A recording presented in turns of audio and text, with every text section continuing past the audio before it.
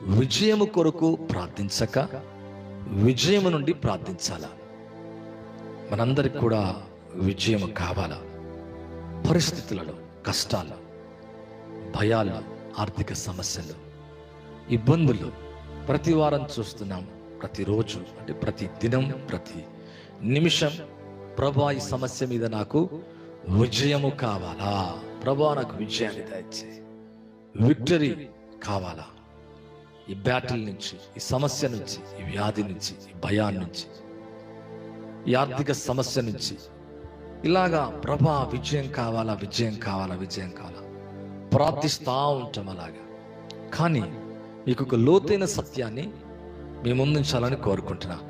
విజయం కొరకు ప్రార్థించదు. ఇదేంటి బ్రదర్ అలా చెబుతున్నారు? విజయం కొరకు కాకపోతే మరి దేని కొరకు ప్రార్థించాలా? విజయం కొరకు ప్రార్థించక, తెలుగులో వేరే, కొంచెం ఇంగ్లీష్లో డిఫరెంట్గా ఉంటుంది. విజయం కొరకు కాక విజయం కొరకు ప్రార్థించక విజయము నుండి ప్రార్థించాలా అంటే ఏంటి? సహజంగా మనం విజయం కొరకు ప్రార్థిస్తాం, కానీ ఆల్రెడీ యు ఆర్ వన్. నీ విక్టరీ, నీ యొక్క సమస్యలో విజయాన్ని పొందావు. మనం ఏంటంటే ప్రభా ఈ వ్యాధి తీసేయి, ఈ ఆర్థిక అప్పు తొలగించు, ఈ సమస్య తొలగాల, ఈ క్యాన్సర్, ఈ బలహీనత, ఈ పాపం, ఈ లోకంలో ఉన్న సమస్యను జయించాలని ప్రార్థిస్తాం. తప్పేం కాదు. జయము కొరకు ప్రార్థిస్తాం, జయము కావాలా. కానీ నేనంటున్న సత్యాన్ని గ్రహిస్తే చాలా బాగుంటుంది. సత్యం మిమ్మల్ని స్వతంత్రులుగా చేస్తుంది. విజయం కొరకు నువ్వు అంగలార్చొద్దు, విజయం కొరకు నువ్వు ప్రార్థించొద్దు. విజయములో నుండి అనగా విజయము నుండి నువ్వు ప్రార్థించాలా. విజయములో నుండి అనగా విజయము నుండి అనగా ఫ్రమ్ విక్టరీ, ఫ్రమ్ ఎక్కడి నుంచి నువ్వు ప్రార్థించాలంటే క్రీస్తులో నుంచి. దాని అర్థం అంటే ప్రభువు నీకెప్పుడు విజయాన్ని ఆల్రెడీ తెచ్చిపెట్టేశాడు. అనగా నీ సమస్య మీద, నీ కష్టం మీద, నీ బాధ మీద, నీ ఇబ్బంది మీద, శాపం మీద, వ్యాధి మీద. అంటే సిలువ ద్వారా ఏం జరుగుతుందంటే విజయం రావటం కాదు, విజయం ఆల్రెడీ వచ్చేసింది. అంటే సిలువ తెచ్చిపెట్టిన ఆశీర్వాదములలో గొప్ప ఆశీర్వాదం ఏంటంటే అన్ని విషయాలు, కొన్ని విషయాలు కాదు, నువ్వేది పోరాడుతున్నావో, ఏది నీకు ఇబ్బందిగా ఉందో, ఏది అపవాది నీ జీవితంలో నిన్ను బాధిస్తుందో వాడు ఓడిపోయాడు, వాడు నశించిపోయాడు. సాతాను క్రియలు లయపరచుటకి మనుష్య కుమారుడు ప్రత్యక్షమయ్యాడు. పాపమును తీసివేటికైనా ప్రత్యక్షమయ్యాడు. సిలువ నీకేం తెచ్చిపెట్టిందంటే ఆయన మరణం, పునరుత్థానం, ఆయన రక్తము, మరణించిన ఆ దెబ్బల ద్వారా, మరణము ద్వారా నీకేం కలుగుతుందంటే విజయము కాదు, ఆల్రెడీ నీకు విజయము తెచ్చిపెట్టేసింది. ఇప్పుడు తెచ్చిపెట్టిన దాంట్లో నుంచి విజయములో నుండి నీవు ప్రార్థన చేయాలా. ట్రై టు ఎక్స్ప్లెయిన్ చేయడానికి నేను ప్రయత్నం చేస్తా. I will explain to you. అంటే నువ్వు ఆల్రెడీ విజయము కొరకు ప్రార్థించక విజయాన్ని పొందేశావు. బ్రదర్ ఇంకా నా సింప్టమ్ అట్లాగే ఉంది అంటే ఈ సమస్య ఉంది, నీ అప్పు ఉంది, కరెక్టే. లేదా ఒకవేళ నీ జీవితంలో వ్యాధి ఉండొచ్చు, భయం ఉండొచ్చు. ప్రభా దీని నుంచి నాకు విజయం చేయి, విజయము దయచేయి, విజయము దయచేయి, విక్టరీ దయచేయి, విక్టరీ దయచేయి అని ఇలాగా మనం మొరపెడతా ఉంటాం. మంచిదే, మొరపెట్టొద్దని కాదు, ప్రార్థించొద్దని కాదు. కానీ కొంచెం సత్యం కనుక లోతుగా నీకు అర్థమవుతే నీవు నీ సిమ్టాన్ని చూడవు, డాక్టర్ చెప్పేదాన్ని చూడవు. లేదా నువ్వు ఎదుర్కొంటున్న సమస్య చూడవు. ఒకవేళ కిడ్నీ ఫెయిల్యూర్ అవ్వచ్చు, లేకపోతే ఇంకొక సమస్య ఉండొచ్చు, నీకు ఆర్థిక సమస్య ఉండొచ్చు, అప్పు తొలగనట్టుగా కనబడొచ్చు, అనేక సమస్యలు. సమస్య ఇంకా తొలగలే, కానీ తొలగిపోయిన దాంట్లోంచి నువ్వు చూడాలా. స్వస్థత పొందిన దాంట్లోంచి విజయం పొందావు. సిలువ నీకేం తెచ్చిపెట్టిందంటే విజయాన్ని తెచ్చిపెట్టింది. అందుకే బైబిల్ ఏమంటుందంటే అది మీకు అర్థం కావడానికి మీకు ఎక్స్ప్లెనేషన్ చేస్తాను. ఆయన పొందిన దెబ్బల చేత స్వస్థత పొందుతారు కాదు, ఆయన పొందిన దెబ్బల చేత స్వస్థత నొందితిరి. Already won, already healed, you are healed. ఇంకా నేను పొందలే బ్రదర్, ఇంకా నా సిమ్టమ్ అట్లాగే ఉంది. అదే మరి సిలువ చేసింది ఏంటంటే ఎప్పుడో చేసేసింది. నీ శాపాన్ని, నీ పాపాన్ని, నీ బలహీనతను, అంటే ఆల్రెడీ చేసి పెట్టి సిద్ధపరిచిన దాంట్లో నుంచి నువ్వు రావాలా. తెచ్చిపెట్టిన దాంట్లోంచి, ఆ పొందిన విజయములో నుంచి నువ్వు ప్రార్థన చేసినప్పుడు విజయం నీ సొంతం అవుతుంది. విజయాలు నీ పతాకాన్ని, విజయం అనే పతాకాన్ని అనుదినం నువ్వు ఎగరవేస్తావు. లేకపోతే నువ్వు విజయం కొరకు ఫైటింగ్ చేస్తానే ఉంటావు. Already it is done, already అయిపోయింది, స్వస్థత అయిపోయింది, హీల్ అయిపోయావు. ఈ సత్యం నువ్వు గ్రహిస్తే నీ సిమ్టమ్ చూడవు, నీ పెయిన్ చూడవు. నీ కడుపు నొప్ప, నడుము నొప్ప, తలనొప్ప, క్యాన్సరా, లేకపోతే షుగరా, బీపీయా, అప్ప, లాక్స్ ఆఫ్ రూపీస్ అప్ప, ఇంకా తీర్చలేదా, ఇంకా కట్టలేదు కాదు, కట్టేశావు. ఇంకా నువ్వు చూడలేకపోయింది, చూస్తున్నావు. సిలువ ద్వారా, అంటే సిలువ ద్వారా, ఆయన పొందిన దెబ్బల ద్వారా నీకు నాకు ఆల్రెడీ స్వస్థత కలిగింది. దీన్ని 2 భాగాలుగా మాట్లాడడానికి ప్రయత్నిస్తాను. యెషయా గ్రంథం, దేవునికి వాక్యంలో చూస్తే యెషయా గ్రంథం 53వ అధ్యాయంలో ఒక మాట ఉంది. మనం చూస్తే 53వ అధ్యాయంలో 5వ వచనం, మన అతిక్రమ క్రియల్ని బట్టి అతడు గాయపరచబడెను, మన దోషములు బట్టి నలగొట్టబడెను, మన సమాధానార్థమైన శిక్ష అతని మీద పడెను, అతను పొందిన దెబ్బలచే మనకు స్వస్థత కలుగుచున్నది. ఇంకా సిలువ వేయకబడబకు ముందే ప్రవక్త 4గా, అంటే ముందుగా, బిఫోర్గా ఏం చేస్తున్నాడంటే ముందుగా చూస్తున్నాడు. సిలువ వేయబట్టం, గాయపరచబట్టం, దోషాన్ని బట్టి నలగొట్టబట్టం, సమాధానార్థ శిక్ష అతని మీద పడెను. ఇంకా పడ్డది చూడలే, యెషయా ఎప్పుడూ ఉన్నాడు, ఇంకా యేసు ప్రభు రాలే, సిలువ వేయబడలే. కానీ సిలువను చూస్తున్నాడు. ఆయన ఎలా బాధపడతాడో, ఆ పొందిన దెబ్బల చేత మనకు స్వస్థత కలుగుతుంది సిలువ ద్వారా అని చెబుతున్నాడు. ఈ భాగాన్ని మీరు అర్థం చేసుకోవాలి. అంటే ఇక ప్రవక్త సిలువ వేయబట్టము చూడలే, సిలువ మీద జరిగిన త్యాగం చూడలే. కానీ యేసు ప్రభు వస్తాడు, సిలువ వేయబడతాడు, అతిక్రమ క్రియల్ని బట్టి, పాపాన్ని బట్టి, దోషాన్ని బట్టి గాయపరచబడతాడు, నలగొట్టబడతాడు, సమాధానమైన శిక్ష అతని మీద పడెను, అతను పొందిన దెబ్బల చేత మనకు స్వస్థత కలుగుచున్నది. సిలువ ద్వారా స్వస్థత కలుగుచున్నది అని ఇక్కడ మాట్లాడుతున్నాడు. జరగబోయే విషయాన్ని మాట్లాడుతున్నాడు. యేసు ప్రభు వచ్చినాక అది జరుగుతూ ఉంది. పేతురు అదే విషయాన్ని ఏం మాట్లాడుతున్నాడు చూడండి. యేసు ప్రభు సిలువ వేయబడ్డాడు, మరణించాడు, చనిపోయాడు, తిరిగి లేచి లోకమందు దేవుని సింహాసనమందు కూర్చున్నాడు. ఇప్పుడు పేతురు గారు రాస్తున్నారు. ఏమని రాస్తున్నారంటే 1 పేతురు 2వ అధ్యాయం 24వ వచనం. 1 పీటర్ 1 పేతురు 2వ అధ్యాయము 24వ వచనాన్ని మనమందరం చూడడానికి ప్రయత్నిద్దాం.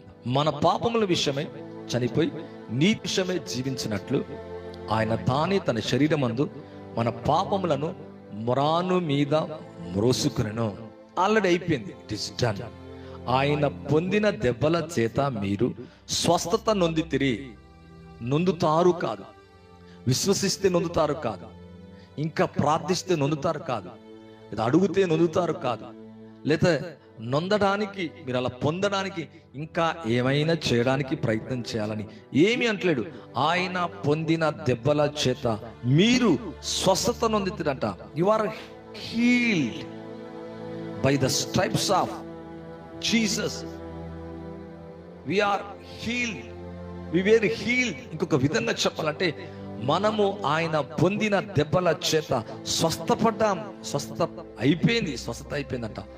అయితే ఒకవేళ నీవనొచ్చి ఇప్పుడు, అయ్యా అలా నాకు అనిపిస్తలే, ఈ బాధ అలాగే ఉంది, ఈ సమస్య అలాగే ఉంది, ఈ దుఃఖం అలాగే ఉంది, ఈ వేదన అలాగే ఉంది, ప్రభా ఈ పాపం తొలగిపోయింది, బలహీనత వెళ్ళిపోయింది. అందుకే దేవుని యొక్క వాక్యం 8:17 కనిపిస్తే మన అతిక్రమ, మన బలహీనతలు ఆయన వహించుకును, భరించెను.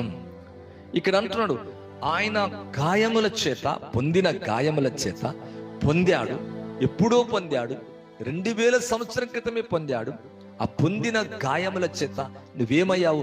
స్వస్థత నొందుతావు, స్వస్థపడతావు. కాదు స్వస్థత పడటం కాదు, ఆల్రెడీ నువ్వు ఏమైపోయావంటే స్వస్థత నొందితిరంట. ఈరోజు అక్కడి నుంచి నువ్వు మొదలవ్వాలా. ఆ గాయాల నుంచి, ఆ రక్తము నుంచి, ఆ సిలువ నుంచి, సిలువ బలిపీఠం నుంచి. ఇది కనుక, ఈ కీ కనుక, ఈ సత్యం కనుక నీకు అర్థమవుతే ఏది కూడా నిన్ను జయించలేదు, ఏది కూడా ఎదిరించలేదు. ఏ సమస్య నీకు సమస్యగా ఉండదు. ఎందుకంటే నువ్వు ఏ సిమ్టాన్ని ఇచ్చడో, ఏది నీకు కనిపించినా అనిపించకపోయినా, ఫీల్ అయినా ఫీల్ కాకపోయినా, గ్రహించినా, అంటే నీ బాడీలో నువ్వు సెన్స్ అయినా సెన్స్ కాకపోయినా, నీ స్పిరిట్లో నీకేం ఫెయిత్ ఉంటుందంటే వర్డ్ ఆఫ్ గాడ్ని బట్టి ఆయన పొందిన దెబ్బల చేత నీవు స్వస్థత నొందితివి. ఆల్రెడీ అది అయిపోయిందంట. అలాగే శాపం, పాపం, రోగం, వ్యాధి, భయం, నీ ఆర్థిక సమస్య ముగిసిపోయింది. ఒకవేళ డాక్టర్స్ ఇంకా నీకు రిపోర్ట్స్ నార్మల్గా ఇవ్వకపోవచ్చు, ఒకవేళ మనుషులు చెప్పకపోవచ్చు. డోంట్ లుక్, అంటే వాటి వైపు చూడద్దు, వారి వైపు చూడద్దు. What God says say only. అంటే దాని అర్థం ఏంటంటే దేవుడు ఏమి చెప్తున్నాడో దాన్ని చెప్పడానికి ప్రయత్నించాలా, దాన్ని బిలీవ్ చేయాలా, దాంట్లో నుంచి మొదలవ్వాలా, దాని నుంచి నీ విశ్వాసం ప్రారంభం కావాలా. మీరు శ్రద్ధగా కనుక విని గ్రహిస్తే మీ జీవితం ఈరోజు సూపర్ న్యాచురల్గా ఉంటుంది. ఈరోజు నీ ప్రతి పరిస్థితి మారిపోతుంది.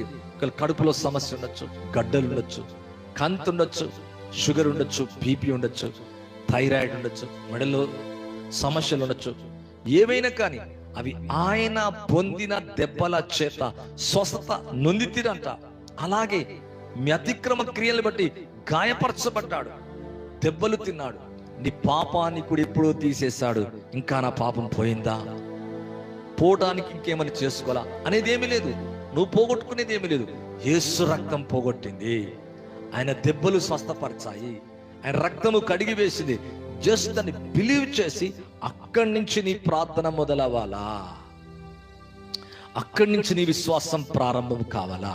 దాని అర్థం ఏంటంటే సిలువ నుండి నువ్వు బిగిన్ అవ్వాలా, సిలువ నుండి నీ ప్రారంభం, నీ ప్రార్థన ఉండాలా, సిలువ నుండి నీ ఆరంభం ఉండాలా.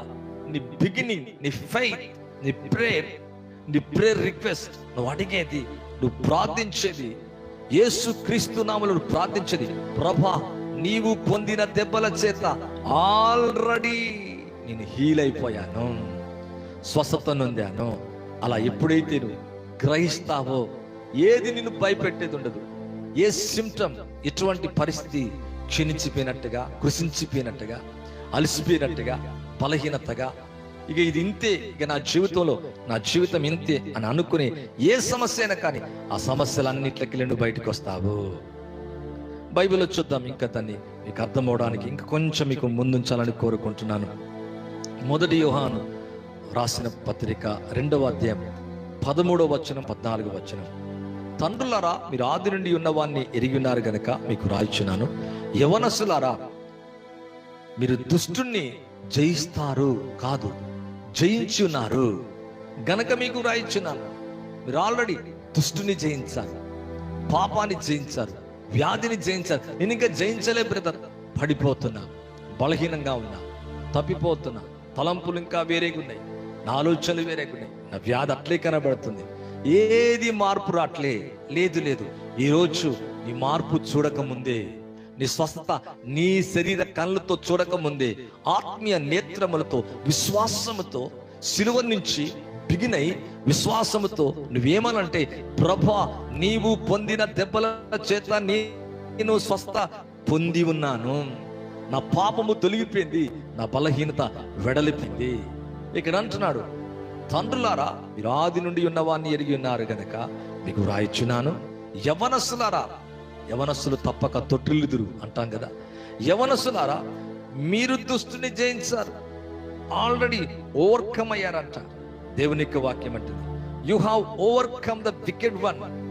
ఎవడైతే భూమి మీద ఉన్నాడో, ఏ శత్రువు అవుతుందో, ఏ అపవాద అవుతుందో, ఏది బాధిస్తుందో, ఏది వేధిస్తుందో, ఏది పడగొడుతుందో, ఏది బలహీనపరుస్తుందో, దేవుని యొక్క వాక్యం అంటుంది బైబిల్లో కనుక చూస్తే, young men, because you have overcome the wicked one, I right unto you. Little children, because you have know the father. మీరు దుష్టుని, చీకటిని, అపవాదిని, సాతాన్ని, లోకములున్న ఈ చెడ్డ గుణము కలవాడిని మీరు ఆల్రెడీ జయించారు శిలువ ద్వారా. అందుకే మీరు లోకమును జయించారంట, దుష్టుని జయించారంట. అవును, జయములో నుంచి నువ్వు ప్రార్థించాలి. మనం ఏమంటుంటే, ప్రభా ఇంకా నాకు జయము చూడలే, జయము దయచేయి, దీంట్లో జయమే ప్రభా, జయం లేదు, జయమీ ప్రభా. ఆర్థికంగా, ఆత్మీయంగా, శారీరకంగా, ఈ మైండ్ బ్యాటిల్ ఫీల్డ్ లో, ఈ స్పిరిచువల్ లైఫ్ లో, ఫిజికల్ లైఫ్ లో, ఫ్యామిలీలో, కుటుంబంలో, చిల్డ్రన్స్ లో, మినిస్ట్రీలో, ఫైనాన్స్ గా, ఈ విధంగా అయ్యా వ్యాపారంలో, ప్రతి చోట జయమి జయమి జయమి అని మనం అలసిపోతున్నాం. ఈరోజు నువ్వు అలసిపో. ఈరోజు సత్యం నిన్ను స్వతంత్రులుగా చేయబోతుంది. నువ్వు ఆల్రెడీ విజయాన్ని పొందావు, ఆల్రెడీ దుష్టుని జయించావు, ఆల్రెడీ ఆయన పొందిన దెబ్బల చేత నీకు నాకు స్వస్థత కలిగి ఉందంట. మీకు ఇంకా అండర్స్టాండ్ అవ్వడానికి ముందుకు వెళ్తున్నానండి. చిన్నపిల్లలారా, మీరు తండ్రిని ఎరిగి ఉన్నారు గనక మీకు రాయిచున్నాను. తండ్రులారా, మీరు ఆది నుండి ఉన్నవాన్ని ఎరిగి ఉన్నారు గనక మీకు రాయిచున్నాను. యవనస్తులారా, మీరు బలవంతులు. నీవేమనుకుంటున్నామంటే, ఐఎమ్ వీక్. ఒకవేళ నీ బలహీనం, ఈ విషయంలో బలహీనను, ఈ విషయంలో పడిపోతున్నా, ఈ విషయంలో పొరపాట్లు జరుగుతున్నాయి. యవనస్తులారా, బలవంతుడుగా చూస్తున్నాడు, జయముగా చూస్తున్నాడు, జయములోంచి నిన్ను ప్రార్థించమంటాడు. యవనస్తులారా, మీరు బలవంతులు. దేవుని వాక్యం మీ యందు నిలిచి ఉన్నది గనక మీరు దుష్టుని జయిస్తారు. నో నో నో నో, అలా కాదంట. దుష్టుని జయించున్నారు గనక మీకు వ్రాయిచున్నాను. ఈరోజు నీ లైఫ్ చేంజ్ కాబోతుంది, నీ భవిష్యత్తు మారబోతుంది, నీ పిల్లలు దీవించబడబోతున్నారు, నీ ఆర్థిక అప్పులన్నీ తొలగిపోతున్నాయి, నువ్వు మంచి గృహాన్ని కట్టుకుంటావు, బలమైన సేవ, ఈ దేశం, ఈ పట్టణం, అవును, దేవుని ఆత్మ ద్వారా పట్టుకోబోతున్నావు. దేవునికి వాక్యం అంటుంది, దేవుని వాక్యం మీ యందు నిలిచి ఉన్నది. ఎస్, ఎవ్రీ డే మన స్పిరిట్ లో, మన మైండ్ లో, మన నోటిలో దేవుని వాక్యం, వాక్యమైన దేవుడే. ఆది యందు వాక్యముడెను, వాక్యము దేవుడే ఉండెను. అవును, ఆత్మీయ జీవం ఆయన మాటలు, వాక్యం మీ యందు నిలిచింది కనుక మీరు దుష్టుని జయించున్నారు. జయిస్తారు కాదు, జయించబోతారు కాదు, ఫ్యూచర్ టెన్స్ కాదు, పాస్ట్ టెన్స్ అంట, అయిపోయిందంట. It is done, already won. అంటే నీ విజయం ఏదైతే చూస్తున్నావో దాంట్లో మీరు జయించున్నారు. చాలా చక్కగా మాట్లాడుతున్నారు. ఎందుకొరకు తెలుసా? శిలువ ద్వారా అది అయిపోయింది గనక. అందుకే మాట్లాడుతున్నారు, ఆ సత్యాన్ని ఎరిగి మాట్లాడుతున్నారు. మీరు 1 యోహాను 4:4 కనుక చూసినట్టయితే, చిన్నపిల్లలారా, మీరు దేవుని సంబంధులు. అవును, మనం దేవుని సంబంధులం, లోక సంబంధులం కాదు, వాక్య సంబంధులం, వెలుగు సంబంధులం, చీకటి సంబంధులం కాదు. బైబిల్ కనుక చూస్తే, లోకములో ఉన్నవాని కంటే మీలో ఉన్నవాడు లోకములో ఉన్నవాని కంటే గొప్పవాడు గనక మీరు వారిని జయించున్నారు. అంటే ఏ సమస్య అయితే మీకు బ్యాటిల్ గా ఉందో మీ లైఫ్ లో ఏది కూడా మిమ్మల్ని జయించలేదు. మీరే ప్రతి దాన్ని ఓవర్కమ్ అవుతారు, జయిస్తారు. జయించడమే కాదు, విజయము నుండి అత్యధికమైన విజయాన్ని కలిగి ఉంటారు. ఎందుకొరకు తెలుసా? అత్యధిక విజయం అంటే ఇక ఆ సమస్య, ఆ బ్లడ్ లైన్ లో ఉన్న పాపం, ఆ శాపం, ఆ రోగం, ఆ వ్యాధి, ఆ బలహీనత మీ జీవితంలో మరలా రానే రాదండి. విజయం కాదు, అత్యధికమైన విజయాన్ని మీకు ఇవ్వబోతున్నాడు. ఎందుకంటే మీలో ఉన్నవాడు లోకములో ఉన్నవాని కంటే గొప్పవాడు. దేవుని వాక్యం మీ అందు నిలుచున్నది. మీరు దేవుని సంబంధులు. అవును ప్రియులారా, అందుకే ఈ ప్రతి సమస్యను ఏమవుతావంటే జయిస్తావంట. అవును, ఉన్నవానికంటే.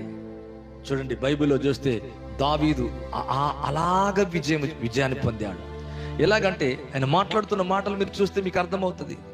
1 సమూయేలు గ్రంథం 17th చాప్టర్ కనుక మీరు చదువుతే అది అర్థమవుతుంది. సున్నతి లేని ఫిలిష్తీయుడు ఎంతటి వాడు అంటే వాడు ఓడిపోయినట్టుగా చూస్తున్నాడు, తను జయిస్తున్నట్టుగా చూస్తున్నాడు. తనపైన అభిషేకం, తనపైన నూనె, తనపైన ఆత్మ, తను కోరబడ్డది, దేవుని చేత పిలువబడ్డది, అభిషేకించబడ్డ దాంట్లోంచి విజయములోంచి చూస్తున్నాడు. అందుకే 5 రాళ్ళలో ఒక రాయి పట్టుకున్నాడంట. అంటే విజయములోంచి, ఆయన గాయములోంచి, క్రీస్తుని బండలోంచి చూస్తున్నాడు. ఆల్రెడీ విజయం పొందాడు కనుక ఈ సున్నతి లేని ఫిలిష్తీయుడు ఎంతటి వాడు అంటున్నాడు. అంటే నీవు కూడా నీ సమస్యను ఎలా విజయం పొందినాక థ్యాంక్ గాడ్ మీరు విజయాన్ని ఇచ్చినందుకు, అనగా గొల్యాతును ఓడగొట్టినాక థ్యాంక్ గాడ్ మీరు ఓడగొట్టినందుకు, మీరు గెలిపించినందుకు వందనాలంటాడు. ఈ సున్నతి లేని ఫిలిష్తీయుడు ఎంతటి వాడు, వీడును నిన్ను చీల్చివేసిన ఒక సింహం వలె, ఎలుగుబంటి వలె ఉంటాడు. What a great faith! అంటే దేంట్లోంచి చూస్తున్నాడంటే, దేంట్లోంచి విజయాన్ని ప్రారంభిస్తున్నాడంటే, దేంట్లోంచి మొదలు పెడుతున్నాడంటే, అవును విజయంలో నుంచి, విజయం కొరకు కాదు, విజయములో నుంచి విజయాన్ని ఆశిస్తున్నాడు. విజయములో నుంచి విజయం కొరకు ఎదురు చూస్తున్నాడు. అంటే ఆల్రెడీ ఎలా చూసుకుంటున్నాడంటే, సున్నతి లేని ఫిలిష్తీయుడు ఎంతటి వాడు, అతని మీద విజయం పొందిన మాటలు మాట్లాడుతున్నాడు. అనగా దాని అర్థం ఏంటంటే, ఈ సున్నతి లేని ఫిలిష్తీయుడు ఎంతటి వాడు, వీడును. అవును, దేవుని యొక్క వాక్యం అంటుంది బైబిల్లో కనుక చూస్తే, ఆ గొర్రెను ఎత్తుకుపోవడానికి వచ్చినప్పుడు సింహమును, ఎలుగుబంటును ఏది లేకుండా, ఏమి లేకుండా చీల్చివేసని వాటిలో ఒకదాని వలె అవుతాడు. అంటే విజయము నుండి తన ప్రార్థన, తన విశ్వాసం, తన యాత్ర మొదలైంది కనుక విజయాలే చూడగలుగుతున్నాడు.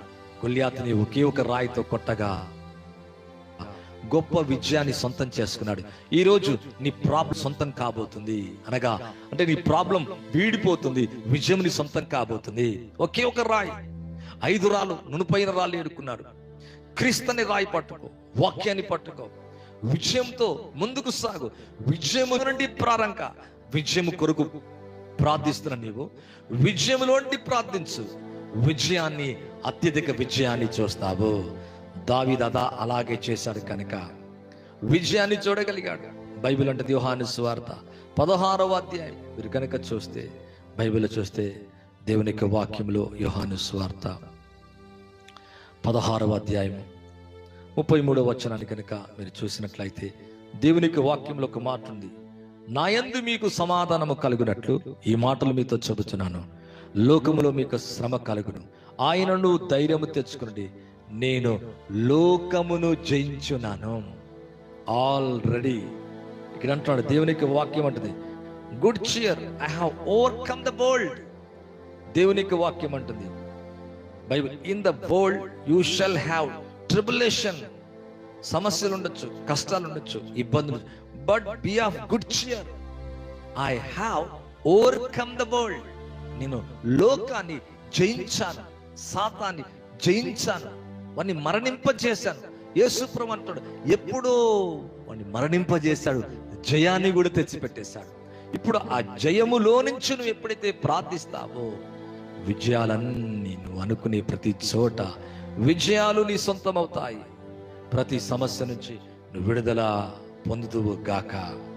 బైబిల్ కనుక చూచినట్లయితే మీకు అర్థమైతే చాలా గంతులు వేస్తారండి. మీ స్థలములో మీరు ఆశీర్వదించబడతారు, మీ సమస్య నుంచి విడుదల పొందుతారు, మీకు కుటుంబ సమస్యలు వీడిపోతాయి, మీ ఆర్థిక సమస్యలు తొలగిపోతాయి, మీ ఆత్మకు దేహానికి నెమ్మది కలుగుతుంది. ఈ ప్రొఫెటిక్ మెసేజ్ మీ జీవితాన్ని మార్చివేస్తుంది, మీ జీవితంలో గొప్ప కార్యాన్ని కలగ చేస్తుంది. 1 రాజులు 18వ అధ్యాయం 41వ వచనం, పిమ్మట ఏలియా విస్తారమైన వర్షం వచ్చినట్లుగా ధ్వని పుట్టుచున్నది, నువ్వు పోయి భోజనం చేయమని అహాబుతో చెప్పగా, భోజనము చేయబోయాను గాని ఏలియా కర్మేలు పర్వతం మీదకి పోయి నేల మీద పడి ముఖం మోకాల మీద ఉంచుకొని, తర్వాత అతడు తన దాసుని పిలిచి, నువ్వు పైకి పోయి సముద్రం వైపు చూడమనగా వాడు మెరకైకి పారచూచి ఏమీ కనబడలేదని చెప్పాను. అతను ఇంకా 7 మాల అలా చూశాను. దేవుని యొక్క వాక్యంలో చూస్తే ఏలియాకి కీ తెలుసు, విజయం నుండి ప్రార్థిస్తున్నాడు. విజయం కొరకు ప్రార్థించడం కాదు, విజయములో నుండి ప్రార్థిస్తున్నాడు. అందుకే వెళ్ళి చూడు, మొదటిసారి, రెండోసారి, మూడోసారి వెళ్ళి చూడు, జవాబు వచ్చేసింది, పోయి చూడుపో. జవాబు రాలే, మళ్ళా జవాబు వచ్చింది చూడుపో, జవాబు రాలే, జవాబు వచ్చింది చూడుపో, జవాబు రాలే, జవాబు వచ్చింది చూడుపో. ఇలాగా 7 times వచ్చారంట. 7వ మారు అంటున్నాడు, అయ్యా మెరకైకి ఏం కనబడలేదా? కనబడ్డద్దుగా విశ్వసించి ప్రార్థన చేస్తున్నాడు. పెళ్లి చూడంటున్నాడు, చూడు మేఘాన్ని చూడు, కనబడలేదయ్యా, మళ్ళా చూడు, కనబడలే, మళ్ళా చూడు, కనబడలే, మళ్ళా అలా 7 మార్లు అయిపోయిందంట. అప్పుడు అంటున్నాడు 7వ మారు అతడు చూచి, ఇదిగో మనిషంత చిన్న మేఘం, మనిషి చెయ్యంత చిన్న మేఘం సముద్రం నుండి పైకి ఎక్కుట నేను చూస్తున్నాను. ఏలి ఆహాబు దగ్గరికి పోయి, నువ్వు వెళ్ళకుండా వర్షం నిన్ను ఆపకున్నట్లు నీ రథం ఎక్కి సిద్ధపరచుకొని పొమ్మని చెప్పుమని వాణ్ణి పంపెను. అంతలో ఆకాశం నుండి మేఘములు, గాలి, వాన, కారు కమ్మెను, మోపైన వాన కురిసెను గనుక ఆహాబు రథమెక్కి ఇజ్రాయేలుకు వెళ్ళిపోయాను. What a mighty profit! బలమైన ప్రవక్త ఏలియా మన వంటి వాడే, కానీ బలంగా పట్టుదల కలిగి విజయములో నుంచి ప్రార్థిస్తున్నాడు, విజయం కొరకు ప్రార్థిస్తున్నాడు. ఈ రోజు నీవు కూడా విజయం కొరకు ప్రార్థించి అలసిపోయావా?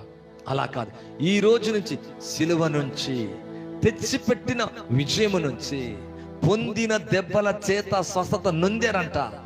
అంటే నువ్వు ఏ విజయం కొరకు, ఏ వర్షం కొరకు ఎదురు చూస్తున్నాడు, అది వచ్చింది, అది ఆల్రెడీ అయిపోయింది అన్నట్టుగా ప్రార్థిస్తున్నాడు.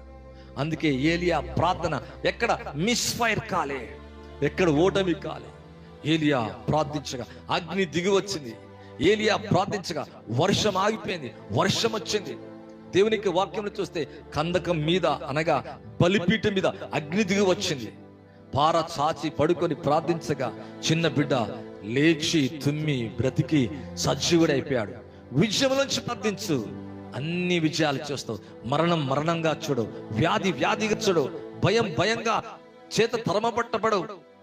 నీ సమస్య నీకు కనిపించదు. ఎందుకంటే ఆల్రెడీ తెచ్చిపెట్టిన విజయములోంచి, క్రీస్తు విజయములోంచి నువ్వు ఎప్పుడైతే ప్రార్థన సిలువ నుంచి ప్రారంభిస్తావో, రక్తము నుంచి ప్రారంభిస్తావో, ఆ వాక్యము నుంచి ప్రారంభిస్తావో, ఈ సత్యం నుంచి ఎప్పుడైతే ప్రారంభిస్తావో, నీ ప్రార్థనలన్నింటికి ఆల్రెడీ జవాబు ఉంది గనక, ఉన్న దాంట్లోంచి నువ్వు ప్రార్థించవు గనక అది వీరికి విజయంగానే కనబడుతుంది.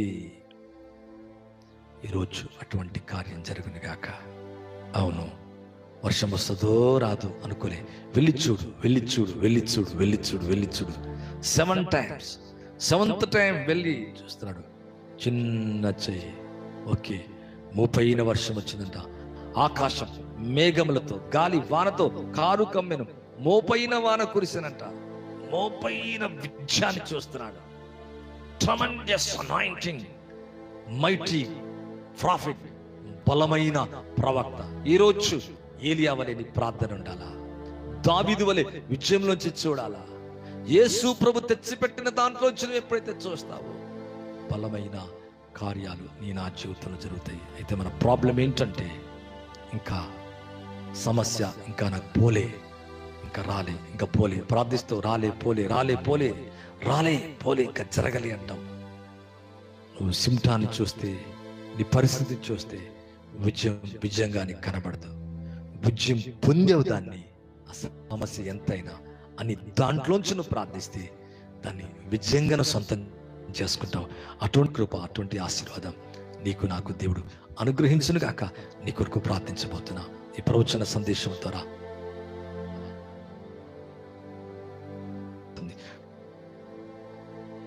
పరిశుద్ధుడైన తండ్రి, గొప్ప సందేశం ద్వారా అనేకుల జీవితాలు మార్పు చెందుటకు సాయం చేయమని యేసు క్రీస్తు నామములో అడిగి వేడుకుంటున్నాను తండ్రి, ఆమేన్. ఇది మొదటిసారి సబ్స్క్రైబ్ చేయి, లైక్ చేయి, షేర్ చేయి. తిరిగి రేపు మరలా పరిశుద్ధాత్మ ద్వారా ప్రవచనాత్మకమైన సందేశంలో మరలా కలుద్దాం, గొప్ప విజయాలు చూద్దాం. అంతేకాదు, హైదరాబాద్ ప్రాంతానికి చెందిన వారం అయితే అవును, మల్కాజ్గిరి, మల్లికార్జున నగర్, గోపాల్ నగర్, బెత్లెహేమ్ స్కూల్లో 9 o'clock to 11 o'clock వరకు ప్రతి ఆదివారం జరిగే ఆరాధన ప్రేమతో ఆహ్వానిస్తున్నాం. Thank you, God bless you, praise the Lord. సమృద్ధిగా దేవుడు దీవించి ఆశీర్వదించును గాక. Thank you.